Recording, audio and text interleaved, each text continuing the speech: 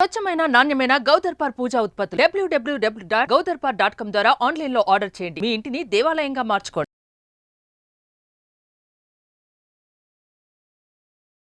నమస్తే, welcome to Suman TV. నేను మీ యామ్ని. మనకి ఆగస్టు 16 నుంచి 31 వరకు అసలు 12 రాశుల వారికి మంచి చెడు ఏ విధంగా ఉంటుంది, ఎలాంటి పరిహారాలు చేసుకోవాలి, ఈ విషయాలు మనకి తెలియచేయడానికి ప్రస్తుతం మనతో ఉన్నారు ప్రముఖ జ్యోతిష పండితులు బ్రహ్మశ్రీ నందిబట్ల శ్రీహరి శర్మ గారు ఉన్నారు. మరి గురుగారితో మాట్లాడి ఆ విషయాల గురించి అడిగి తెలుసుకుందాం. నమస్కారం గురుగారు.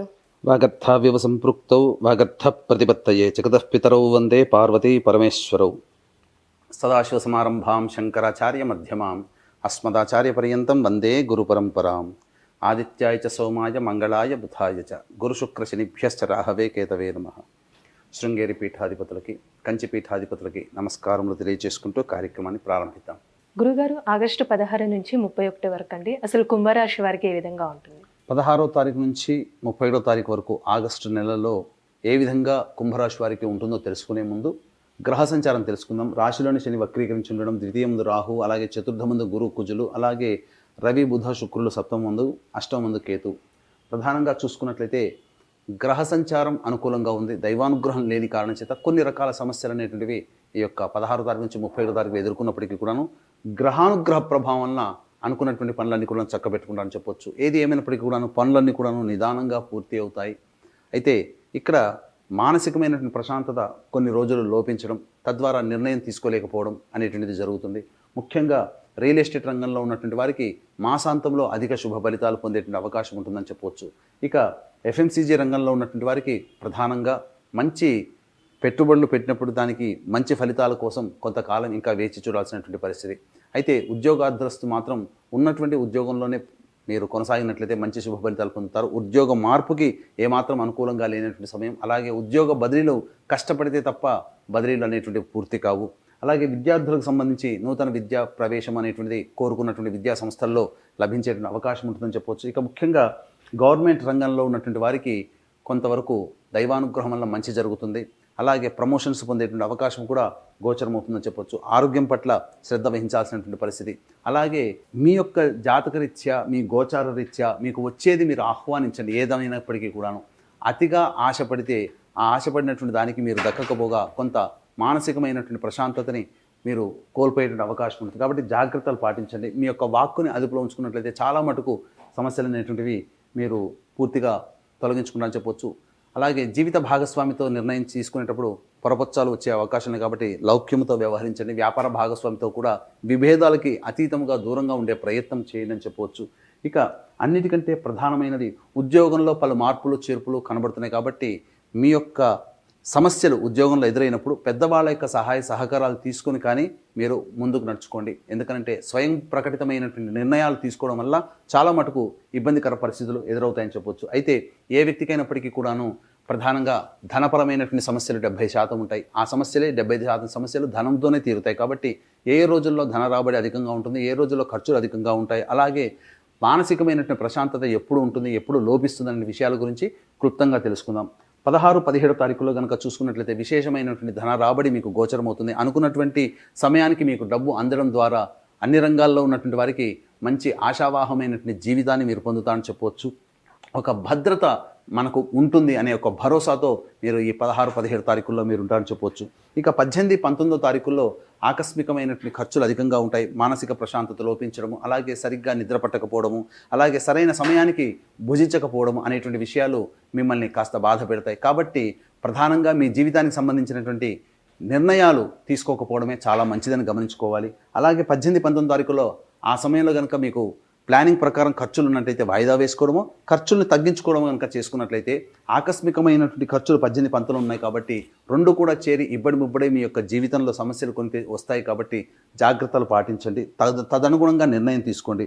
ఇక 20, 21 తారీఖుల్లో ప్రధానంగా చూసుకున్నట్లయితే పెండింగ్ పనులన్నీ కూడాను పూర్తి అవుతాయి. ఎన్నాళ్ళ నుంచో మీరు ఒక పనిని పూర్తి చేసుకోవాలి, ఈ యొక్క పనులన్నీ కూడాను పూర్తి అవుతాయని చెప్పవచ్చు. అలాగే ప్రధానంగా ధనపరమైనటువంటి సమస్యలు కూడాను తీరుతాయి. అలాగే భార్య పుత్రాదులతో, బంధుమిత్రులతో విందులు వినోదాల్లో పాల్గొంటారు. సంతోషకరమైనటువంటి జీవితం ఈ 20, 21 తారీఖుల్లో మీకు పొందుతారని చెప్పొచ్చు.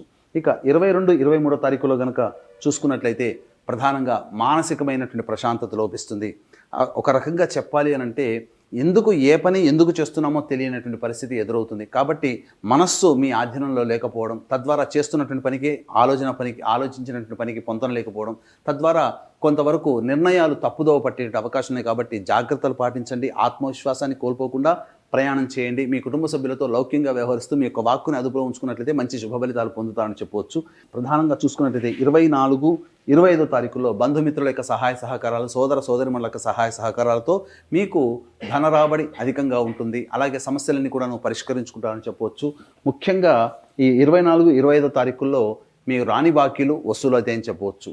ఇక 26, 27, 28, 29, 30 ఈ యొక్క తేదీలలో మీకు ఆకస్మికమైనటువంటి ఖర్చులు, మానసికమైనటువంటి ప్రశాంతత లోపించడం, తద్వారా ఇబ్బందికర పరిస్థితులు అనేటువంటివి ఎదురవుతాయి.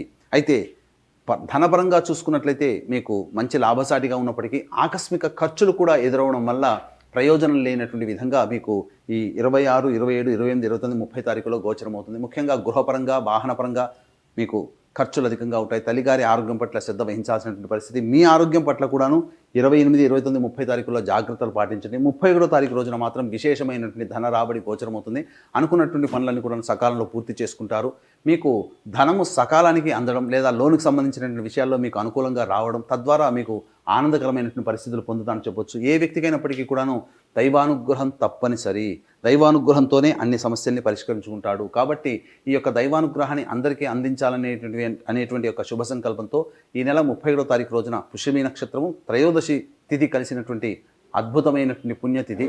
ఈ రోజున వృషభ, మిథున, కర్కాటక, సింహతులో, వృశ్చిక, మకర, కుంభమీన రాశిలో జన్మించిన వారికి, ముఖ్యంగా కుంభరాశి వారికి ఏలిన నాశిని ప్రభావం ఉంది. కాబట్టి ఈ దోష నివారణార్థమై శనీశ్వర హోమం, అఘోర పాశుపత మంత్ర హోమంతో పాటు ఇప్పుడు మనం సమస్యలు ఎదుర్కొంటున్నామంటే ఆ సమస్యలకి ప్రధాన కారణం మన గత జన్మలలో చేసినటువంటి కర్మదోషాలు. కాబట్టి ఈ కర్మదోష నివారణకు సంబంధించి కర్మదోష నివారణ హోమాదులతో పాటు విద్య, వివాహ, ఉద్యోగ, దాంపత్య, అనారోగ్య సమస్యల నివారణకి 18 రకాల హోమాదులు కేవలం పర్ హెడ్ 1500 రూపాయల రుసుముకి చేయించడం జరుగుతుంది. అలాగే సంవత్సరం పొడుగుతా ఒక్కొక్క పుణ్యక్షేత్రంలో మా ఆధ్వర్యంలో జరిగేటువంటి కార్యక్రమాల్లో మీ కుటుంబ సభ్యుల గోతనామాదులు కూడా నమోదు చేసుకోవచ్చు. అవకాశం ఉన్న వాళ్ళు కార్యక్రమ తదనంతరం కాంటాక్ట్ చేసి పూర్తి వివరాలు తెలుసుకోవచ్చు. గురుగారు, ఇప్పుడు కుంభరాశి వారికి అంటే ఎలాంటి పరిహారం చేస్తే మంచిది? కుంభరాశి వారికి ప్రతిరోజు దత్తస్తవము, కాలభైరవాష్టకం రోజు 3 సార్లు కనుక పారాయణం చేసినట్లయితే చాలా మటుకు సమస్యలన్నీ తగ్గి దైవానుగ్రహం వలన ప్రశాంతతను పొందుతారని చెప్పవచ్చు.